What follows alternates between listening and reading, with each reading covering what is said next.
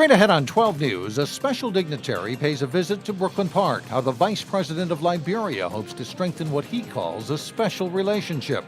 Then a disease that impacts thousands of Minnesotans. But the tired is just unbelievable. I mean, you go to bed, you're so tired, you almost can't I can't go to sleep. I'm so tired. And how an event in Plymouth aims to raise awareness. But first, ready to zoom into a new school year. Happy first day of school. 12 News starts right now. The new school year brings plenty of optimism and a different way of doing things. On this first day of school, while teachers and students shuffled off to their classes, one new principal in Brooklyn Center took a different approach. Here's reporter Shannon Sladden. Okay, you look good. Hands down, heads up, tight to the right. The first day of school Where are you walking? is always busy. Tighter to the righter. Tighter to the righter. That way other classes can pass in the left lane like we would on the highway. One of the first concepts Say it again for me, sweetie. is learning hallway etiquette. Tight New principal Jane Ellis to the right. is pacing the hallways, not just to interact with more than 1,300 students at Earl Brown Elementary. Excellent, kindergartners. Move them out, Mrs. Johnson. That kind of time for a principal is so valuable, and yet it's so important that you be seen and you're visible in your school. I'm going to move you just a scooch over. She's out here because she's anticipating a big delivery. Miss Ellis, where's your Segway? Miss Ellis, where's your Segway? It will be here momentarily, and then we'll begin the round. I need my flags. Before school started, Jane Ellis realized even though she's fast on her feet, Betty, I need my flags. she'd move much faster We'll be decorating these flags over the next couple of weeks. if she had wheels. Finally, yes, we got stuff to do. We gotta move. Go to this pod, go to the 6th grade pod, visit the 1st grade pod, and I realized I'd be gone for an endless amount of time. So Miss Ellis decided to rent and pay out of her own pocket for a Segway for the first month of school. Happy first day of school. You will be decorating a yellow flag for representation of your classroom. She can zip from room to room Can I cut through here? and make rounds Thank you. while exposing students to something they might have never seen before. I'm getting around quickly today so I can meet everyone. Cutting down her walking time Yeah, it's going really well. It's going really well. for class time. So that probably would have taken me 10 minutes, and it took me about 3. In hopes that by October, Have a peaceful day. Peace out. Miss Ellis knows the building and the people well enough that she can zoom on her feet. Now we head to a whole different team. In Brooklyn Center, Shannon Slatton, 12 News. And the Segway is also equipped with GPS tracking, so the front office and people in the building will know where the principal is without having to page her. In the Robbinsdale district, Golden Valley Elementary School is kicking off the year with a brand new program designed to encourage future problem solvers. The School of Engineering and Arts is now open in the former Olson Elementary building. The Magnet School is focused on the STEAM program, which emphasizes science, technology, engineering, arts, and mathematics. It's designed to encourage students to think differently and tackle problems creatively and teach them not to be afraid of making mistakes.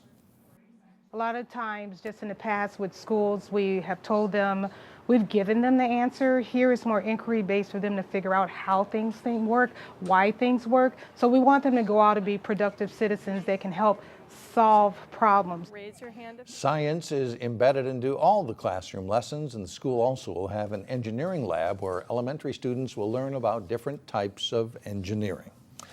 Back to School also brings new faces in new places. The Robbinsdale School District has new principals at Northport and Sonneson Elementary Schools.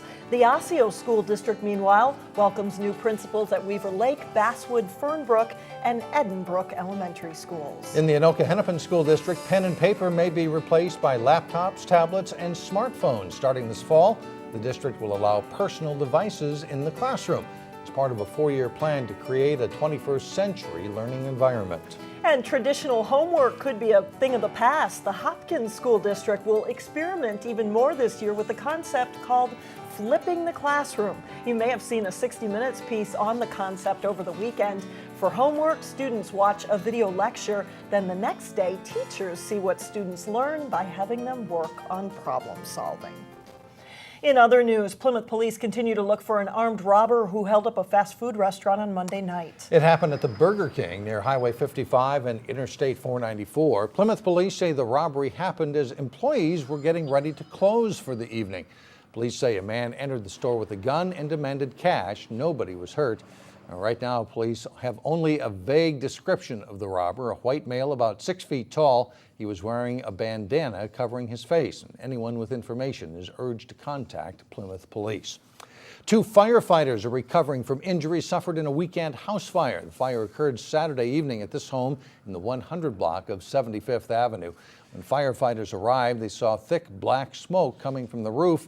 The fire took about 2 hours to get under control. Investigators are pointing toward an electrical problem as the possible cause. The home was vacant and was actually in the process of being sold. This week brings 3 days of celebrating and strengthening a special relationship. That's how Liberian Vice President Joseph Boakai describes his return trip to Brooklyn Park. He tells our Renee Bonneau he is here to talk about ways leaders from both communities can help each other. I'd like to present to you His Excellency, Ambassador Joseph Boakai. Nearly 500 people gathered Monday at the Brooklyn Park Community Center to welcome Liberia's vice president back to Brooklyn Park. People wanted to know what was going on, what is being done to rebuild.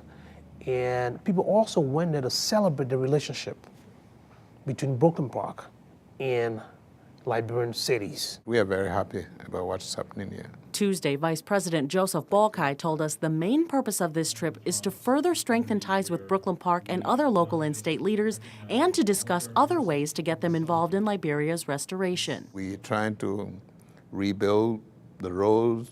We're trying to reinstall the electricity, the water system.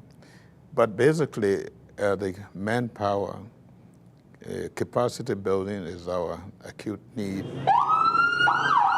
Last March, volunteers from Brooklyn Park helped to deliver equipment and train firefighters there. You can see how easily I can bend this. Yep. And this summer, the Brooklyn Park Fire Department gave a Liberian firefighter a crash course with the hopes he can continue to train others back at home. Boakai says he hopes to explore similar training programs to improve Liberia's public safety. It makes it easier for us when we have such a connection here in the United States to work with us to retrain our police, fire department, fire chiefs, and the officers of the security. So that's what we are here to look into. He's also here to touch base with Liberian natives, several of whom have asked about the possibility of dual citizenship and have made requests for the Liberian government to establish a consulate office in Brooklyn Park. We definitely open our ears to them because I think they are valid requests. Tuesday afternoon, Vice President Boakai met with leaders from North Hennepin Community College and Hennepin Tech. He asked for help improving the technical education system in Liberia. He'll also meet with Brooklyn Center leaders about forming a sister city relationship similar to Brooklyn Park's tie to Kakata. And Mike and Alex, he is also taking some time out of his schedule to be with family members who do live in Brooklyn Park. All right, Renee Bonneau reporting. Thanks a lot. Coming up, a disease with no known cure. One woman says it is so tiring it actually makes it difficult to sleep. Then later in sports, Osseo's new boys soccer coach comes from another local soccer program. But first, it's a look at your AccuWeather forecast.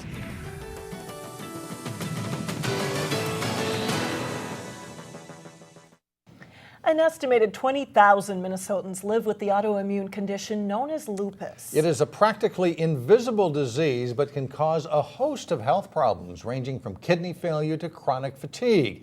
But the condition is manageable, and in today's Health Check, Elaine Cleveland introduces us to a woman who's trying to raise awareness for lupus and help others manage the disease. So I'm going to my fan page. 41-year-old Gwen Alexander is an outgoing and competitive woman. I am. I really am. And with the streaks of purple in her hair, she has a quirky side as well. I was like, first of all, it's awesome.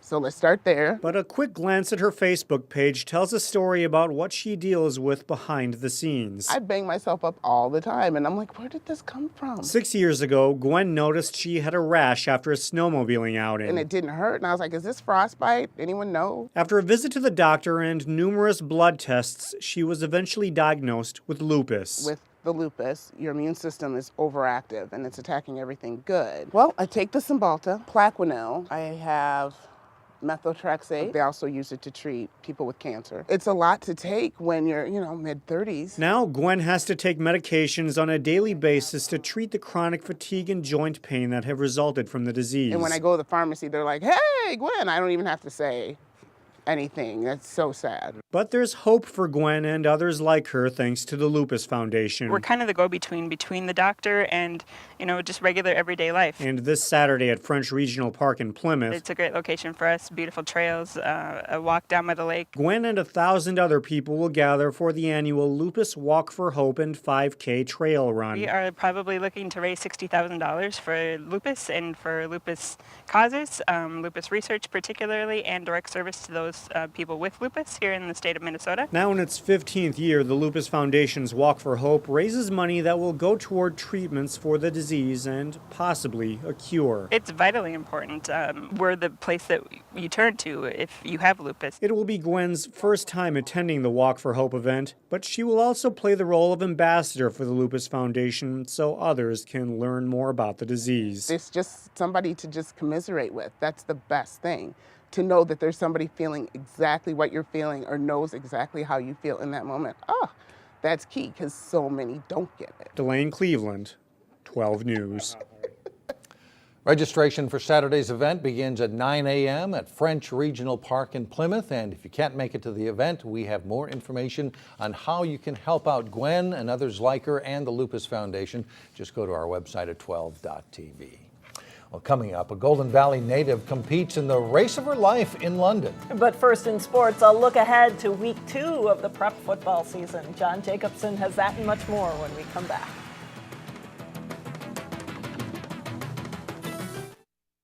John Jacobson with sports now. Very few games over the holiday weekend, but things are picking up again tonight. First day of school for the public schools anyway, and getting back into action, both school-wise and sports-wise as well. Osseo's boys soccer team has a new coach this season.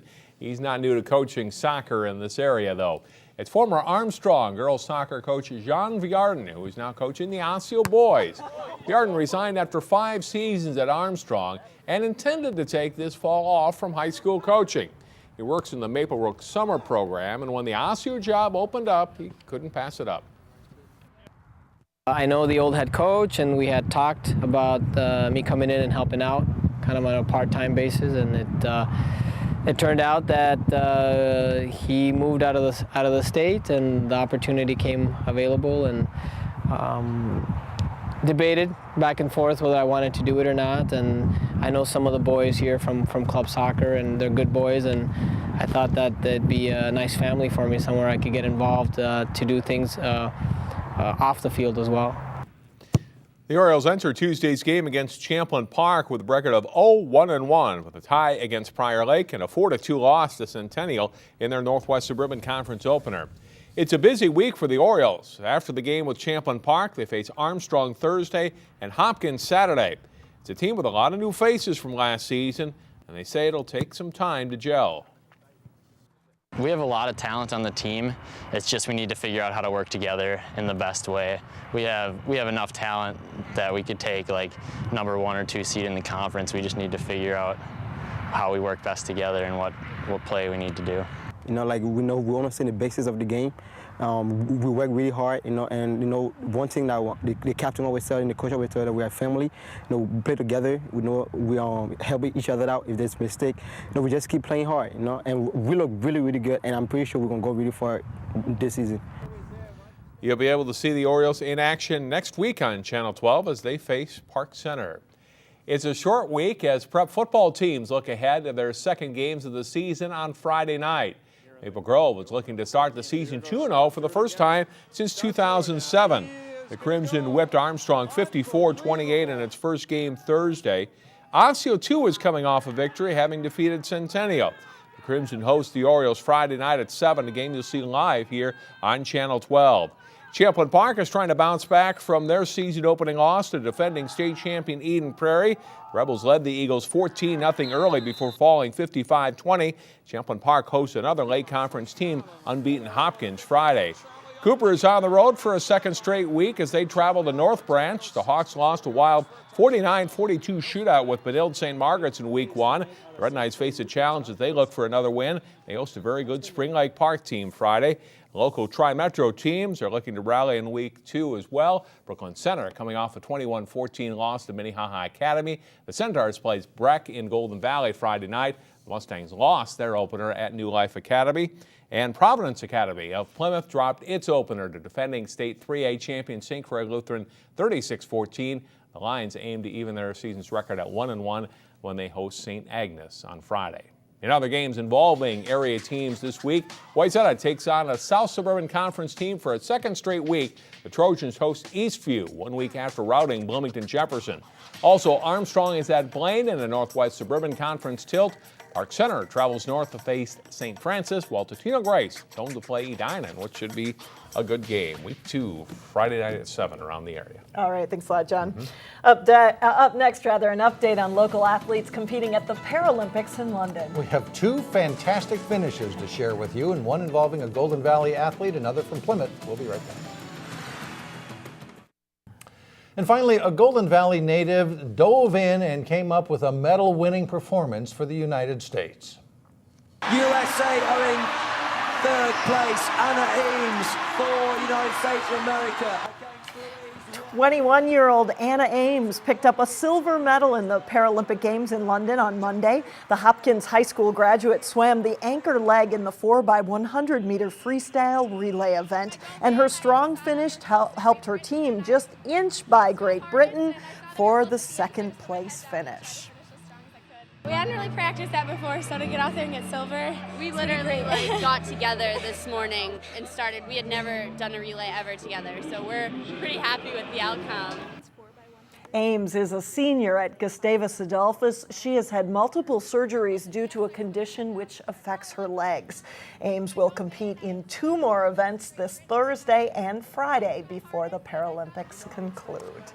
And this was just in this afternoon. A gold medal will be coming home with another Northwest Metro Paralympic athlete. Justin Zook of Plymouth set a world record today in the 100-meter backstroke. So congratulations to Justin. And I understand that it's not his first world record of the Paralympics, it's his second. He also broke the world record in the same event in a preliminary. Wow. So, and John knows him, he's interviewed him several times. Maple Grove High School graduate and competed on the Maple Grove boys varsity team, so good to see him having success. Excellent. Absolutely. And Anna Ames adds to her medal collection. In 2008, she got a gold and a bronze. So whole spectrum right there. That does it for us. Thanks so much for joining us. Stay with us. Community Corner is coming up next. See you back here again tomorrow.